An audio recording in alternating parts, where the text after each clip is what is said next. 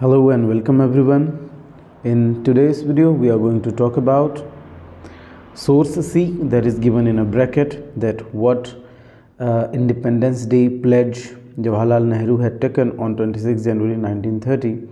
As I have already discussed about it, we have already discussed the round table conference which was unsuccessful, but we had also read that 26 जनवरी को नेहरू जी ने independence day declare किया था 1930 को, ठीक है, जो थोड़ा इफ़ेक्टिव नहीं रहा मानते हैं हम, बट देखते हैं कि इसमें क्या कहा था उन्होंने कहा था, we believe that it is the unalienable right of Indian people as of any other people to have freedom and enjoy the fruits of their toil. कहते हैं कि फ्रीडम जो है इनसेपरेबल है, ठीक है, इनअलाइनेबल है, फ्रीडम होना ही चाहिए, इसको अलग नहीं किया जा सकता। और हमारे इंडिया के जो लोग हैं जो मेहनत कर रहे हैं उसका फल भी उनको मिलना चाहिए। मीन्स क्या होता था, सारा मेहनत का काम इंडियंस करते थे और सारा फ़ायदा ब्रिटिशर्स ले जाते थे, ठीक है। सो दैट दे में have full opportunity of growth, कि मीन्स जितना मेहनत वो कर रहे हैं उस मेहनत का उनको रिज़ल्ट भी मिलना चाहिए, जबकि सारा रिज़ल्ट और सारा बेनिफिट ब्रिटिश ले जाते थे। तो इंडियंस को मेहनत करके ग्रो करने का हक होना चाहिए, फ्रीडम होनी चाहिए। We believe also that if any government deprives a people of these rights and oppresses them, the people have further right to alter it or to abolish it। तो नेहरू कहते हैं कि अगर कोई गवर्नमेंट किन्हीं लोगों का फ्रीडम छीन लेती है और उनको परेशान करती है, उनका शोषण करती है, ऑप्रेस करती है, हैरेस करती है, तो वहाँ के लोगों का ये हक है कि उस गवर्नमेंट को बदल दें या उस गवर्नमेंट को ख़त्म कर दें। The British government in India has not only deprived the Indian people of their freedom but has based itself on the exploitation of mass and has ruined India economically, politically, culturally and spiritually। तो नेहरू जी कहते हैं कि Britishers ने सिर्फ freedom नहीं लिया है India का, बल्कि इस फ्रीडम लेने के साथ साथ में इनका एक्सप्लॉइट भी किया है, शोषण किया है, हैरेस किया है, ऑप्रेस भी किया है उनको, पॉलिटिकली, इकोनॉमिकली, कल्चरली, स्पिरिचुअली, सारा कुछ बर्बाद कर दिया। यहाँ का कल्चर, यहाँ का पॉलिटिक्स, यहाँ का economics, even here spirituality।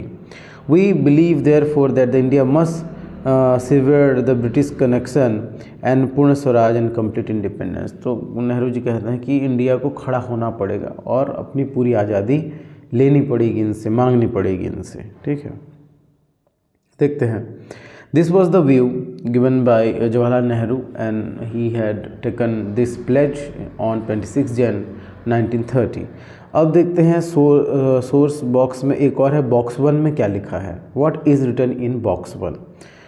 So until now, अब तक हम क्या पढ़ रहे थे, non violence way of protest, कि जो भी जितने भी प्रोटेस्ट अब तक हो रहे थे गांधी जी के अंडर में हो रहे थे और गांधी जी का स्ट्रांगली बिलीव करना था कि वायलेंस यूज नहीं करना है।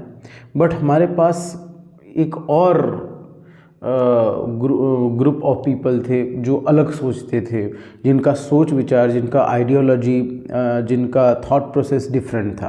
तो वो लोग कौन हैं, देखते हैं। To the altar of this revolution we have brought our youth as incense, many nationalist thought that the struggle against the British could not be won through non violence. बहुत सारे रेवोल्यूशनरी लोग थे जो बिलीव करते थे कि सिर्फ non violence से और सिर्फ हड़ताल करने से, सिर्फ प्रोटेस्ट करने से ब्रिटेन के ओवर जीत नहीं मिल सकती, ना ही अंग्रेज़ों को यहाँ से भगाया जा सकता है, ना ही इंडिया में पूरी आज़ादी आ सकती है। वो कहते थे कि ये जो यूथ है, ये जो नौजवान है, इस भारत माता के लिए, ठीक है, बलिदान देने को तैयार है, ठीक है, मरने मारने को तैयार। तो ऐसे ही ग्रुप था हमारे पास 1928 में Hindustan socialist republican army was established in 1928 में एक ग्रुप इस्टेब्लिश किया गया, HSRA। What is this, Hindustan socialist republican army, Hindustan socialist republican army, this is, yes, Hindustan socialist republican army.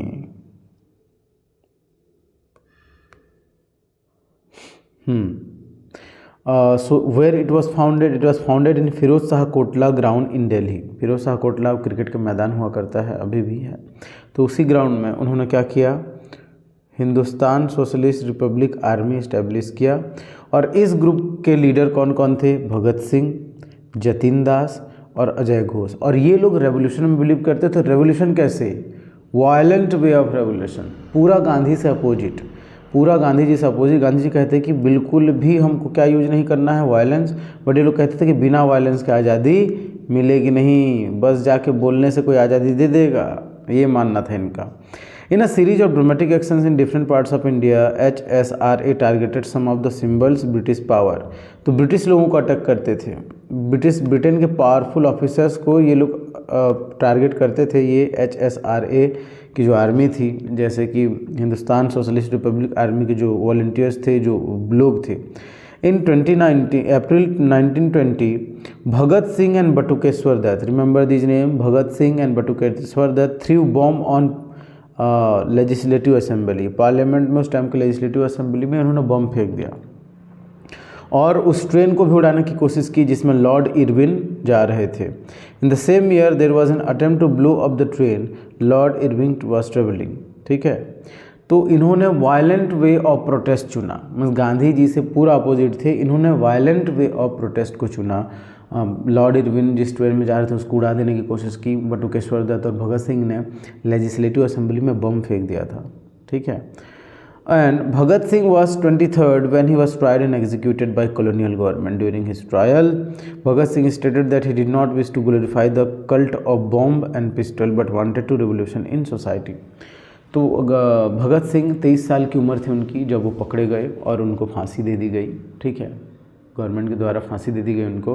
तो जब वो जेल में थे, जब वो पकड़े गए, तो उन्होंने एक स्टेटमेंट दिया था। वो कहते हैं कि मैं ये जो बम और ये गन का कल्चर है, बम और पिस्टल का जो कल्चर है, मीन्स जो वायलेंस है, इसको मैं प्रमोट नहीं करना चाहता, मैं एनकरेज नहीं करता, इसको मैं नहीं बोलता कि ये बहुत अच्छा है। देखो गौर से सुनना, भगत सिंह कहते हैं कि बम फेंकना, किसी को गोली मारना, ये मैं प्रेफर नहीं करता, मीन्स ये मैं नहीं कहता कि सबको ऐसा करना चाहिए, लेकिन उनका मतलब है revolution is the inalienable right of mankind, freedom is the imprescriptible birthright of all, the laborer is the real sustainer of society, and to the altar of this revolution we have brought our youth as incense, for no sacrifice is too great for so magnificent cause, we are content and we await the advent of revolution, इनकलाब जिंदाबाद। तो उन्होंने क्या कहा, देखो जब वो jail में थे उन्होंने कहा कि बम और ये जो पिस्टल का कल्चर है इसको मैं ग्लोरीफाई नहीं करता। ग्लोरीफाई नहीं करता का मतलब है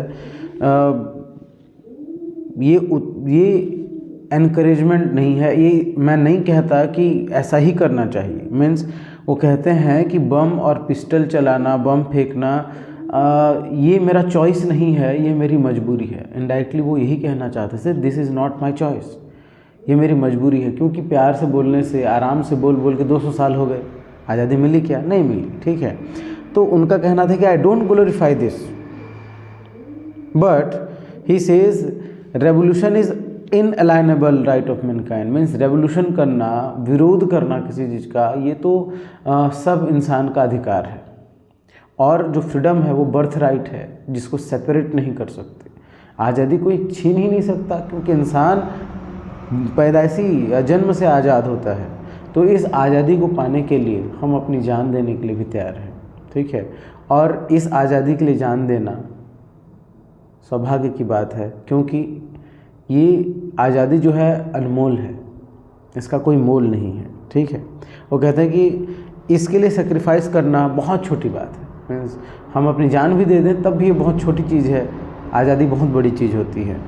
तो कहते हैं कि ये यहीं से रेवोल्यूशन होगा। वो चाहते थे कि बम फेंकना, गन चलाने का मतलब था सिर्फ वो रेवोल्यूशन लाना चाहते थे, लोगों को जगाना चाहते थे, ऐसा नहीं कि सबको मार देना चाहते थे। ठीक है, Bhagat Singh wanted to have a revolution, और कहते हैं इनकलाब जिंदाबाद, इस देश के लिए मैं हंसते हंसते जान दे दूंगा, बस रेवोल्यूशन होना चाहिए, लोगों को आज़ादी मिलनी चाहिए। ठीक है, चलिए, तो आपको पूछ सकता है कि भगत सिंह का क्या थॉट है, तो यू विल राइट कि Bhagat Singh and HSRA Hindustan socialist republican army had different ideology, उनका अलग सोच विचार था। They believed in violent way of protest. They also tried this by bombing the legislative assembly, and also tried to blow up the train in which Lord Irwin was traveling.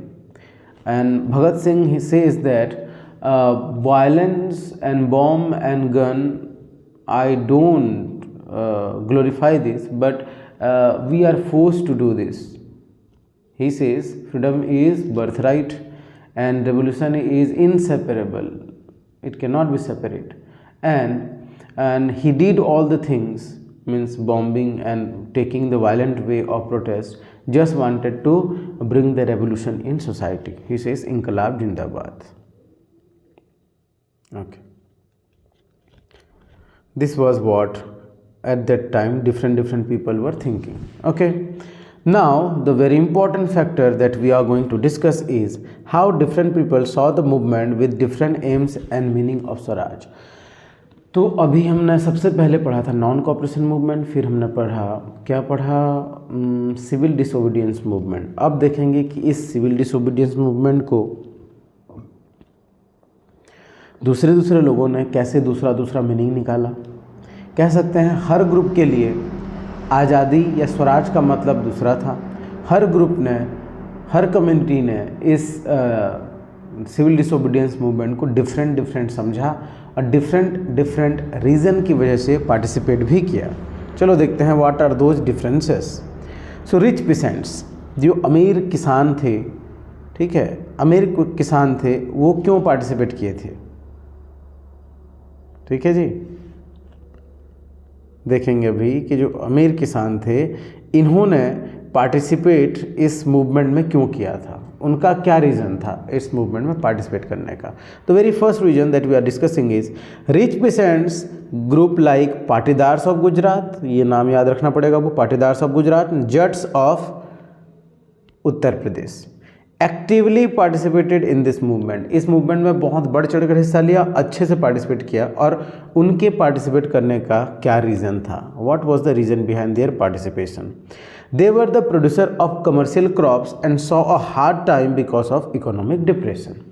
वो लोग क्या अपने खेतों में कमर्शियल क्रॉप उगाते थे जिनको export करते थे वो फॉरेन कंट्रीज़ और मार्केट्स में बेचते थे। बड़े किसान थे, बहुत ज़्यादा उनका कल्टीवेशन होता था, बहुत सारी चीज़ें वो लोग उगाते थे। तो इकोनॉमिक डिप्रेशन था 1930 में, तो मार्केट में कुछ डिमांड नहीं था, कुछ चीज़ें बिक नहीं रही थी। यस, अगर कोई चीज़ें बिकेंगी नहीं, उगाया है बहुत सारा खेत में, धान पड़ा है, गेहूँ पड़ा है, चावल पड़ा है, अब बताओ तो मुझे अब डिमांड नहीं होगा मार्केट में, तो कोई खरीदेगा? नहीं खरीदेगा। नहीं खरीदने पर क्या इन किसानों को इनकम होगा? नहीं होगा। और अगर इनकम नहीं हुआ भैया तो टैक्स कैसे पे करेंगे? Yes, so they were not able to pay the revenue, so they join the movement to get some favour. तो उन्होंने इस मूवमेंट को इसलिए ज्वाइन किया कि हमको टैक्स पे करना न पड़े, क्योंकि क्रॉप फेलियर नहीं हुआ था बल्कि क्रॉप बहुत ज़्यादा हो गया था और उसका डिमांड नहीं था, बेच नहीं पा रहे थे मार्केट में, उनको रेट नहीं मिल रहा था।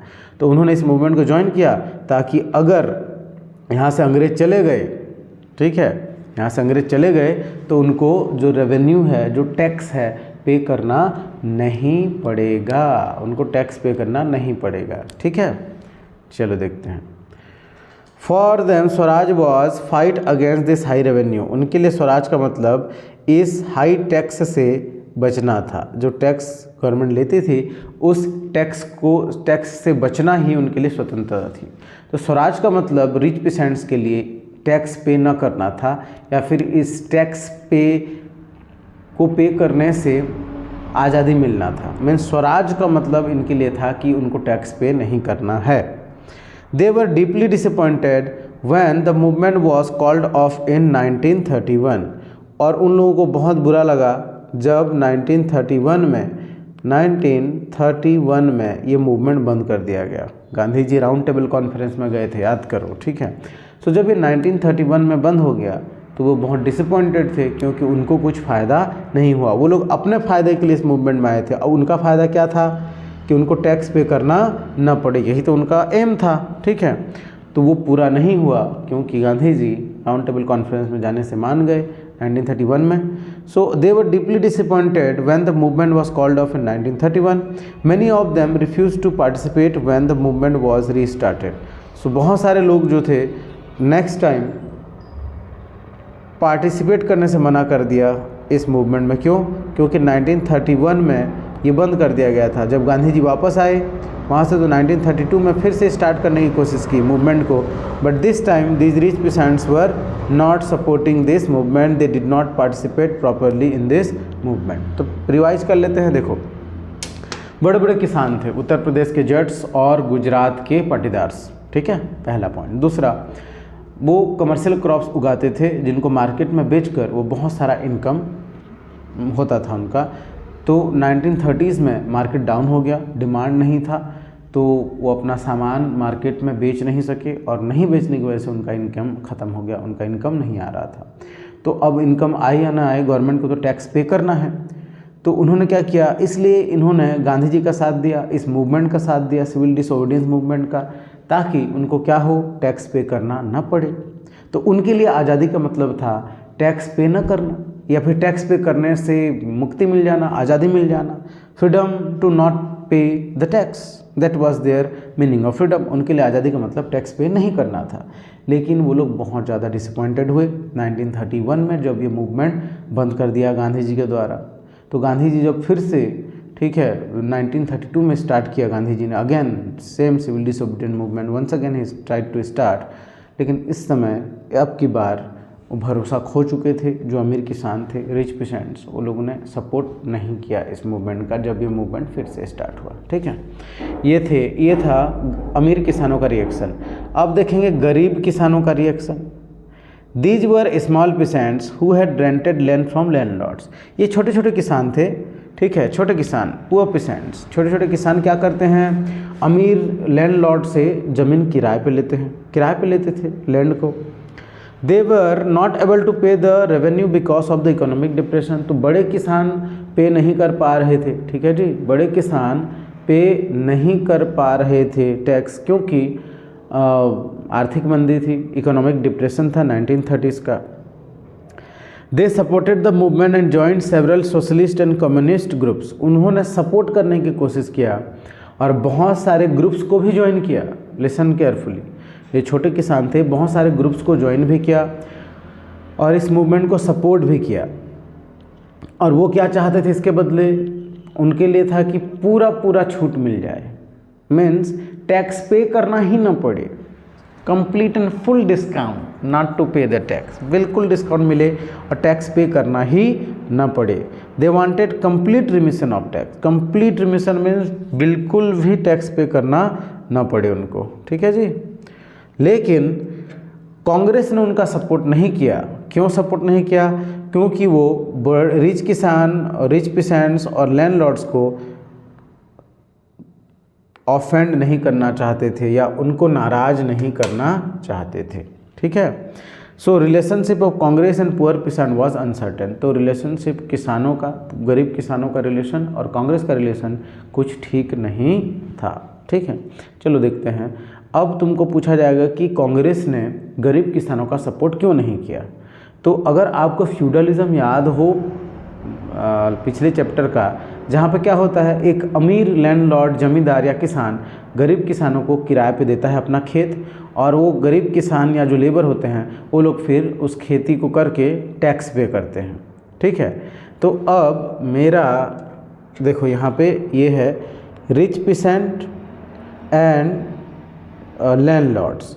ये लोग ज़मीन किसको दिए, पुअर पेसेंट को। तो पुअर पेसेंट कमाएगा खेत को और टैक्स पे किसको करेगा, इनको करेगा, ठीक है। तो अब बताओ ये लोग क्या चाहते थे, ये लोग चाहते थे नो टैक्स। वो लोग चाहते थे कि टैक्स पे करना ना पड़े, छोटे किसान। तो अगर छोटे किसान टैक्स पे नहीं करेंगे तो क्या बड़े किसान और जमींदार लोगों को पैसा मिलेगा, नहीं मिलेगा। तो ये लोग परेशान होंगे कि नहीं, बड़े किसान और जो लैंडलॉर्ड हैं वो परेशान होंगे, पैसा नहीं आएगा उनको, टैक्स नहीं मिलेगा। तो कांग्रेस जो है बड़े किसानों को परेशान नहीं करना चाहती थी, इसलिए इसने छोटे किसानों को सपोर्ट नहीं किया। क्योंकि छोटे किसानों को सपोर्ट करने से क्या होगा, वो लोग फिर टैक्स पे नहीं करेंगे, और छोटे किसान और गरीब आदमी जब टैक्स नहीं पे करेगा तो जमींदार और बड़े किसानों के पास पैसा कहाँ से आएगा, और पैसा नहीं आएगा तो लोग परेशान हो जाएंगे, नाराज़ हो जाएंगे। इसलिए कांग्रेस ने रिच पेसेंट और लैंडलॉर्ड को सपोर्ट किया, गरीब किसानों को अच्छे से सपोर्ट नहीं किया या अपने मूवमेंट में शामिल नहीं किया। तो गरीब किसानों का, लेबर का और कांग्रेस का ये जो रिलेशनशिप था वो कुछ अच्छा नहीं था। अब देखते हैं बिजनेस करने वाले क्या चाहते थे। जो बिजनेस क्लास है वो क्या चाहता था, उनके हिसाब से स्वराज का मतलब क्या है, उनके हिसाब से सिविल डिसोबीडियंस मूवमेंट को उन्होंने क्या समझा। Businessman and industrialist had a huge profit during the first war and grow rich. First world war जब हुआ था 1914 टू 1918, इसमें जो बिजनेसमैन थे, जो इंडस्ट्रियलिस्ट थे, जो ट्रेडर्स थे, व्यापारी थे, बहुत पैसा कमाए थे। कैसे? सारी चीज़ों का रेट डबल हो गया था, इसलिए उनको बहुत ज़्यादा फ़ायदा हुआ था वर्ल्ड वॉर 1 में। ठीक है, अब वो now they were able to go against the restricted foreign trade imposed by the colonial और ब्रिटिश गवर्नमेंट। तो ब्रिटिश गवर्नमेंट ने फॉरेन ट्रेड पे रोक लगा रखा था कि फॉरेन से या दूसरे कंट्रीज से उनको व्यापार नहीं करना है इंडियंस को। ये रोक किसने लगाया था? ब्रिटेन के लोगों ने, ब्रिटिश गवर्नमेंट ने, या फिर कॉलोनियल गवर्नमेंट जो यहाँ पे इंडिया में थी, उसने ये रोक लगाया था कि फॉरेन ट्रेड इंडिया में नहीं होगा, या फिर उस पर रेस्ट्रिक्शंस लगाए थे। ठीक है, तो उस रेस्ट्रिक्शंस को हटाने के लिए वो लोग ये इस मूवमेंट को ज्वाइन करना चाहते थे। देखो, शुरू से पढ़ाता हूँ मैं फिर से एक बार। बिजनेस क्लास जो रिच थे, इंडस्ट्रियलिस्ट थे, जो ट्रेडर्स थे, व्यापारी थे, वो बहुत ज़्यादा अमीर हो गए थे। कब? वर्ल्ड वॉर 1 के टाइम पे, क्योंकि वर्ल्ड वॉर 1 के टाइम पे सारी चीज़ों का रेट डबल हो गया था, तो उनका बेनिफिट भी डबल हो गया था, तो बहुत अमीर हो गए थे। अब अमीर होने के बाद इतने पावरफुल हो गए थे कि वो ब्रिटिश गवर्नमेंट के खिलाफ लड़ने के लिए तैयार थे। और वो क्यों लड़ना चाहते थे? क्योंकि रेस्ट्रिक्टेड फॉरेन ट्रेड पॉलिसी था। कहाँ पे? इंडिया में। और फॉरेन ट्रेड या फॉरेन कंट्रीज से बिजनेस करने के लिए रोक लगा दिया था ब्रिटिश गवर्नमेंट ने, जो इंडिया में रहती थी। ठीक है, तो इसके खिलाफ जाना और ये सारे टैक्सेस, ये कस्टम ड्यूटीज़, ये रेस्ट्रिक्शंस हटाना ही उनके लिए स्वराज था। So they supported the movement as they wanted to flourish business in overseas. उन्होंने इस मूवमेंट को क्यों सपोर्ट किया? क्योंकि वो फॉरेन कंट्रीज़ में, ओवरसीज़ में, फॉरेन में अपना बिजनेस एक्सपेंड करना चाहते थे, और इसलिए उन्होंने ब्रिटिश गवर्नमेंट का अपोज़ किया, उसका अगेंस्ट गए, और उन्होंने इस क्या बोलना चाहिए, सिविल डिसोबीडियंस मूवमेंट को सपोर्ट किया। They wanted unrestricted trade and protection against the foreign imports. देखो, वो क्या चाहते थे? They wanted unrestricted trade, means कोई रोक टोक ना हो, जो जहाँ पे जो चीज़ें बेचना चाहे वो बेच सके, कोई रेस्ट्रिक्शंस ना हो, और protection against the foreign imports. और वो चाहते थे कि उनको प्रोटेक्शन मिले कि फॉरेन से सामान ना आए, फॉरेन से चीज़ें जो है इम्पोर्ट ना हो। ठीक है, और खाली इंडिया की चीज़ें बेचें और इंडिया की चीज़ें बाहर भेजें, एक्सपोर्ट करें।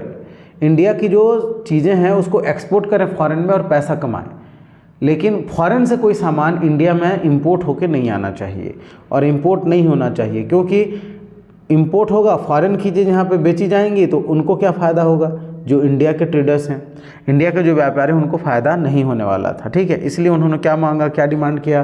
उन्होंने कहा कि अनरेस्ट्रिक्टेड ट्रेड हो, कोई रोक टोक न लगे, और दूसरा प्रोटेक्शन अगेंस्ट फॉरेन ट्रेड या फॉरेन इम्पोर्ट्स में, फॉरेन से हम यहाँ, फॉरेन से कोई सामान यहाँ पे नहीं आना चाहिए यहाँ के मार्केट में।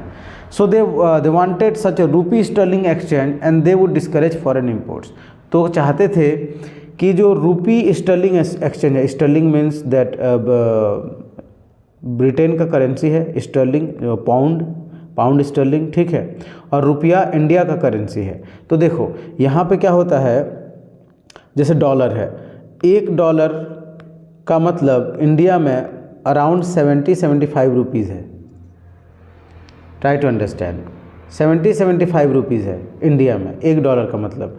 मीन्स समझ लो, अगर हमको अमेरिका का ₹1 का या $1 का कोई चीज़ खरीदना है तो हमारे यहाँ उसको 70 रुपये देना पड़ेगा। तो वो ऐसा ही कुछ चाहते थे कि जो ट्रेड हो, ट्रेड का जो डिफरेंस हो, मीन्स जो करेंसी का डिफरेंस हो, एक्सचेंज रेशियो हो, वो बहुत ज़्यादा हो। जैसे यहाँ पे 1 और यहाँ 70 का रेशियो है इंडिया और अमेरिका का। पाउंड लगभग 150 या 100 से पार है अगर, तो 1:150 है। तो इतना महंगा हो फॉरेन का चीज़ या फॉरेन का सामान कि इंडिया के लोग फॉरेन की चीज़ें न खरीदें, तो फिर फॉरेन की चीज़ अगर नहीं खरीदेंगे तो इंडिया की चीज़ों का डिमांड बढ़ेगा और इंडिया के जो व्यापारी हैं, जो बिजनेसमैन हैं, उनका ट्रेड बढ़ेगा और उनका इनकम बढ़ेगा। यही वो चाहते थे। सो दे फाउंडेड, और इसके लिए उन्होंने क्या किया, इंडियन इंडस्ट्रियल ठीक है, Indian industrial and commercial Congress 1920 में इस्टेब्लिश किया, और federation of Indian chamber of commerce and industries 1927 में इस्टेब्लिश किया। तो इसमें कौन कौन थे बड़े बड़े आदमी?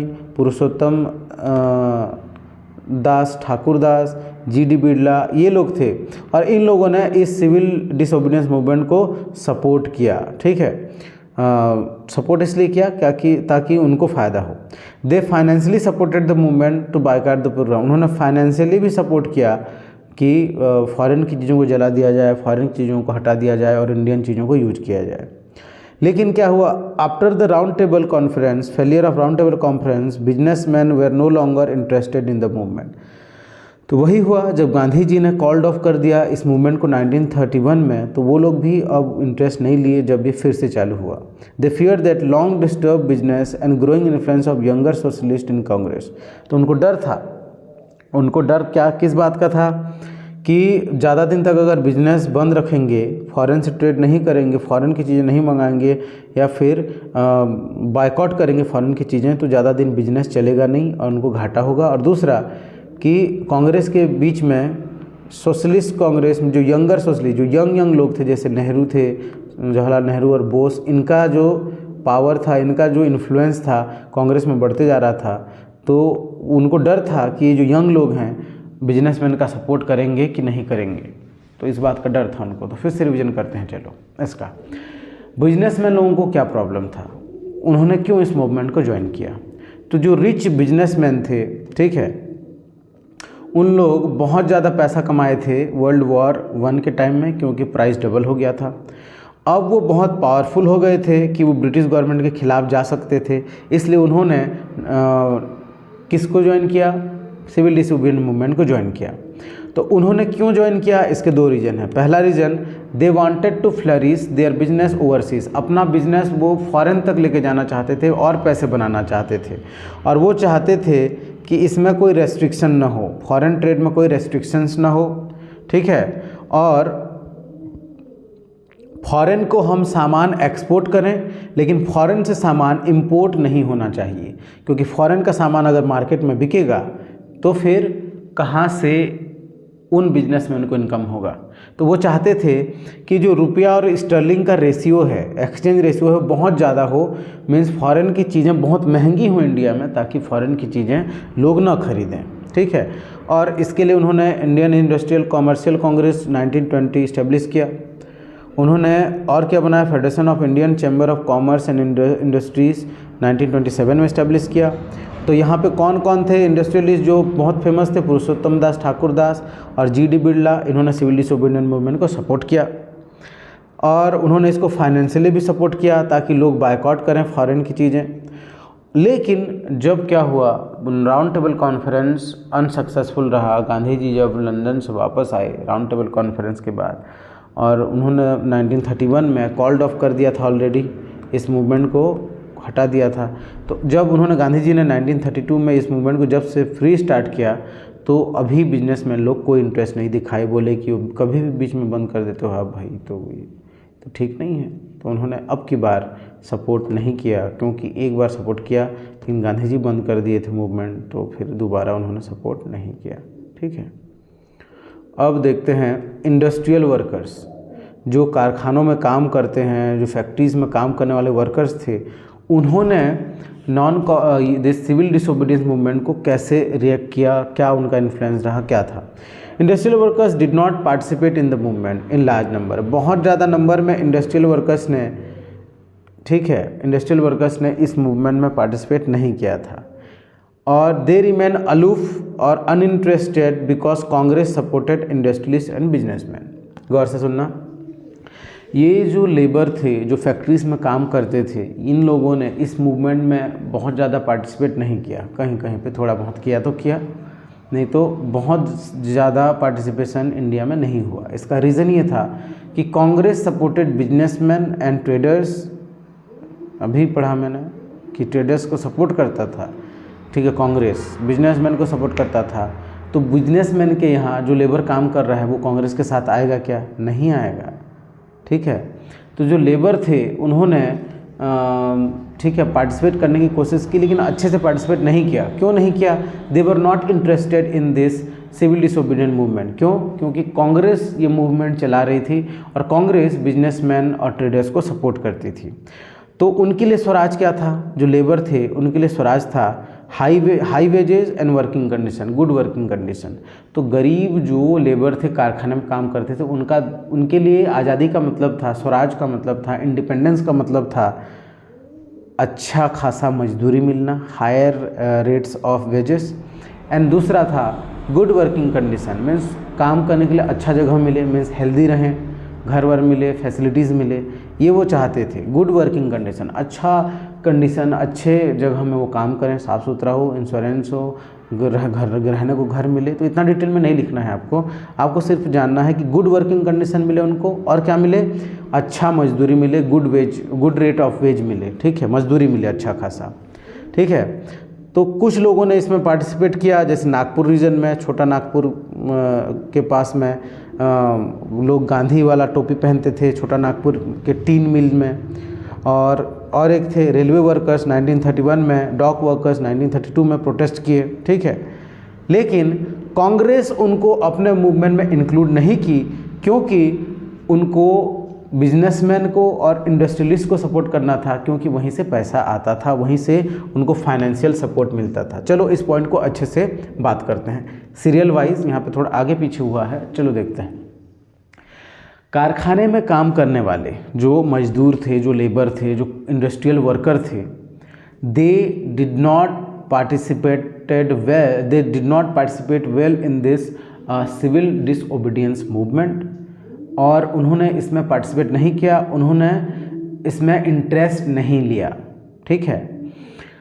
अब क्यों नहीं लिया? इसका रीज़न ये है कि देखो, एक कारखाने में काम करने वाले के लिए आज़ादी का मतलब था कि उनको अच्छी मजदूरी मिले, गुड रेट और good higher rate of wages मिले, और दूसरा अच्छा वर्किंग कंडीशन मिले, उनको फैसिलिटीज़ मिले, ठीक है। तो ये फैसिलिटीज़ और ये जो गुड वर्किंग कंडीशन है उनको कौन देगा? उनके मालिक कौन है? बिजनेसमैन, और जो ट्रेडर्स, जो इंडस्ट्रियलिस्ट हैं, वो उनके मालिक हैं, ठीक है। लेकिन ये जो इंडस्ट्रियलिस्ट हैं, ये बिजनेसमैन हैं, इनको सपोर्ट करती थी कांग्रेस। तो कांग्रेस सपोर्ट करती थी इंडस्ट्रियलिस्ट और बिजनेसमैन को, तो क्या उन्हीं के यहाँ काम करने वाले जो लेबर हैं कांग्रेस में इंक्लूड होंगे? नहीं होंगे। क्यों नहीं होंगे? क्योंकि ये तो उनके मालिकों को सपोर्ट करते हैं, और मालिक को सपोर्ट करते हैं मतलब इनको सपोर्ट नहीं करेंगे वो। ट्राई टू अंडरस्टैंड दिस, क्या बोल रहा हूँ मैं, ट्राई टू अंडरस्टैंड दिस।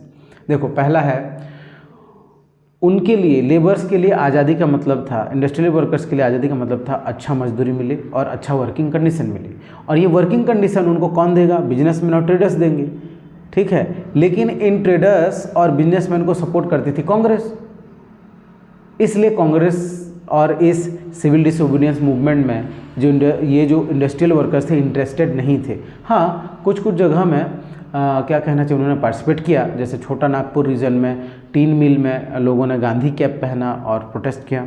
जैसे और एक एग्जांपल है, रेलवे वर्कर्स ने भी प्रोटेस्ट किया, डॉक वर्कर्स जो पोर्ट पे काम करते हैं उन्होंने भी प्रोटेस्ट करने की कोशिश की, लेकिन कांग्रेस ने इनको इंक्लूड नहीं किया अपने मूवमेंट में अच्छे से। क्यों? क्योंकि कांग्रेस बिजनेसमैन और ट्रेडर्स को सपोर्ट करना चाहती थी, इंडस्ट्रियलिस्ट को सपोर्ट करती थी, उन्होंने लेबर क्लास को सपोर्ट नहीं किया।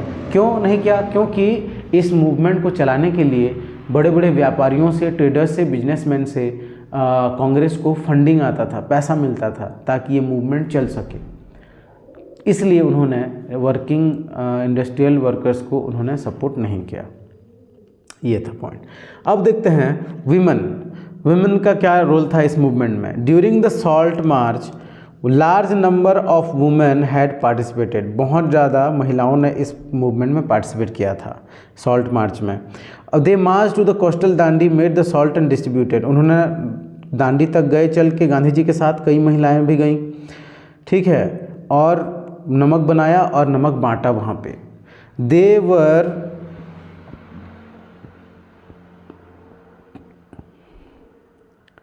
दे चोज टू होना चाहिए था, they closed foreign cloth shops and wine shops. उन्होंने और क्या किया? उन्होंने वाइन शॉप्स को बंद करवा दिए, फॉरेन के जो क्लॉथ मिलते हैं, फॉरेन कपड़े जहाँ मिलते थे उन दुकानों को बंद करवा दिया। They also went to jail, उन्होंने वो जेल भी गए, ठीक है। They were from upper class families in urban areas and from peasant household in rural areas. तो शहरों में वो अपर क्लास से थे, मीन्स अमीर घर की महिलाएं थीं जो पढ़ी लिखी होती थी और इस मूवमेंट में पार्टिसिपेट करती थी, और गांव में किसान की बेटी होती थी जिसने इस मूवमेंट में पार्टिसिपेट किया। But their fate didn't change after this large participant in the movement, लेकिन उनका भाग्य या उनका कंडीशन नहीं बदला, जबकि उन्होंने इतना ज़्यादा पार्टिसिपेट किया था मूवमेंट में, लेकिन उनको मिला कुछ नहीं। क्यों? Gandhi ji was convince, Gandhi ji strongly believed that कि एक महिला का काम, एक वुमेन का काम घर की देखभाल करना है और हेल्थ का देखभाल करना है, घर के सभी लोगों का तबीयत का ख्याल रखना, घर का काम करना, एक अच्छी माँ बनना, एक अच्छी वाइफ बनना था। गांधी जी ऐसा कहते थे। इसलिए कांग्रेस ने महिलाओं को बहुत सालों तक अपने ग्रुप में इंक्लूड नहीं किया। फाइनली उन्होंने सॉल्ट मार्च में थोड़ा बहुत इंक्लूड किया था। उन्होंने कोई हाई रैंक नहीं दिया अपने ग्रुप में, कोई पोस्ट नहीं दिया। चलो देखते हैं वुमेन के साथ क्या हुआ। देखो, once again we are going to talk about that in detail.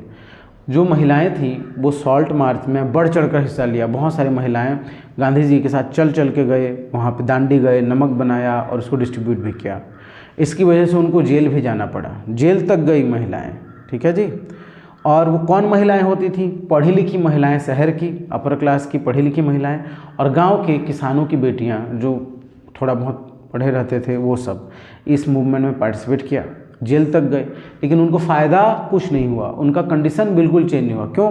क्योंकि गांधी जी स्ट्रांगली बिलीव्ड कि महिलाओं का काम घर की देखभाल करना है, लोगों का ख्याल रखना है, घर को ठीक से चलाना है, उनको एक अच्छी माँ बनना है, एक अच्छी पत्नी बनना उनका ड्यूटी है, न कि प्रोटेस्ट करना। ये गांधी जी बिलीव करते थे। इसलिए कांग्रेस में महिलाएं जो है किसी बड़े पोस्ट पर नहीं पहुंची, जैसे कोई बड़ी लीडर नहीं बन सकी क्योंकि पार्टिसिपेट करने ही नहीं दिया जाता था। और कहना चाहिए कांग्रेस बहुत सालों तक महिलाओं को अपने ग्रुप में इंक्लूड भी नहीं किया उन्होंने, ठीक है। तो महिलाओं को का कंडीशन में कोई सुधार या कोई बेनिफिट नहीं हुआ, ठीक है।